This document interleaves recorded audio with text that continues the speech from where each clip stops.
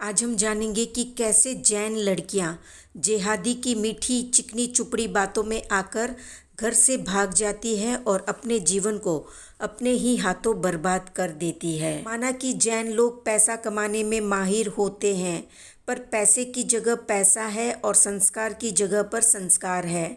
संस्कार न देना या फिर ऐसा सोचना कि बच्चा बड़ा होगा तो अपने आप ही सीख लेगा, क्या तो अब संस्कार दे, ऐसी सोच रखने वाले बहुत बड़ी भूल कर रहे हैं और फिर उन्हीं के संस्कारहीन बच्चे जिंदगी में गलत निर्णय लेते हैं और अपने पूरे खानदान का नाम डुबो देते हैं।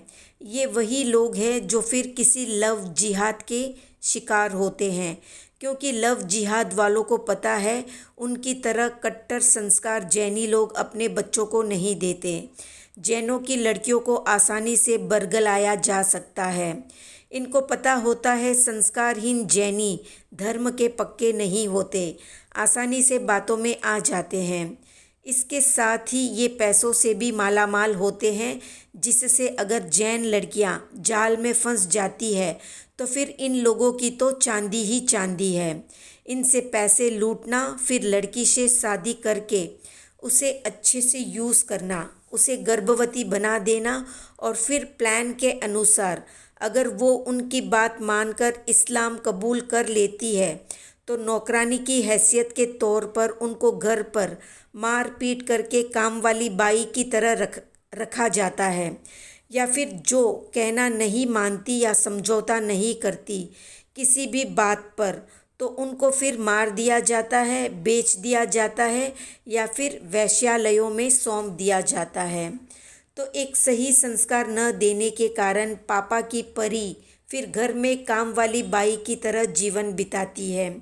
इसलिए थोड़े पैसे कम कमाएंगे तो भी चलेगा, पर पूरी नज़र अपने बच्चों पर रखे कि कहीं बच्चा जिहादी लोगों के संपर्क में तो नहीं है, उनकी संगत तो नहीं कर रहा, उन्हीं के साथ तो पूरा दिन नहीं बिता रहा। इसके साथ जैनत्व के भी अच्छे संस्कार दे, जिसमें भोजन शुद्धि, विचार शुद्धि, चर्या शुद्धि और संगत शुद्धि बनी रहे। केवल अपने आप को जैन बोलने मात्र से जैनत्व के संस्कार नहीं आते। हमें बच्चों को साधु साध्वियों की संगति में रहने की बात बतानी होगी। जब भी समय मिले तो साधु साध्वियों के पास भेजें, सही गलत की जानकारी दें, किसके साथ रहना है, बात करनी है, अपनी मर्यादा में कैसे रहना है, समय निकाले और सिखाए बच्चों को।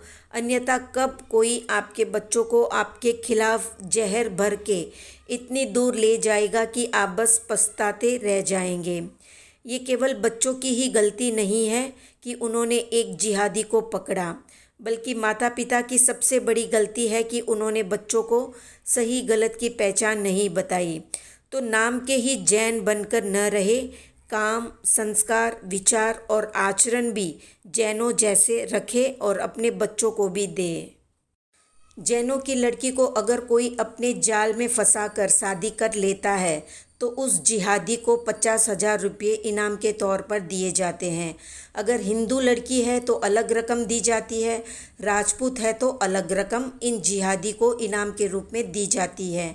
इसलिए इनके इश्क में न पड़े, क्योंकि इनको इश्क इनामी राशि जो मिलने वाली होती है उससे होता है, न कि लड़की से।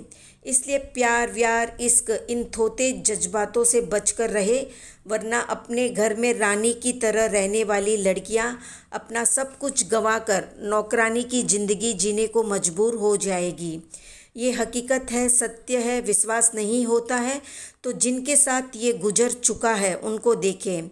यूट्यूब में ऐसे वीडियो भरे पड़े हैं, देखे, जाने, समझे, सोचे, विचारे और अपनी ज़िंदगी को बर्बाद होने से रोकें।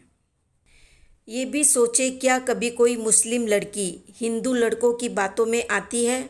कभी नहीं आती।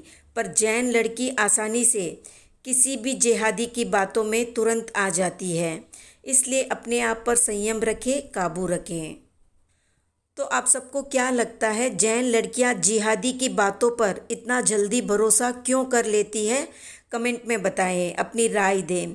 वीडियो पसंद आया तो लाइक, शेयर, सब्सक्राइब करें।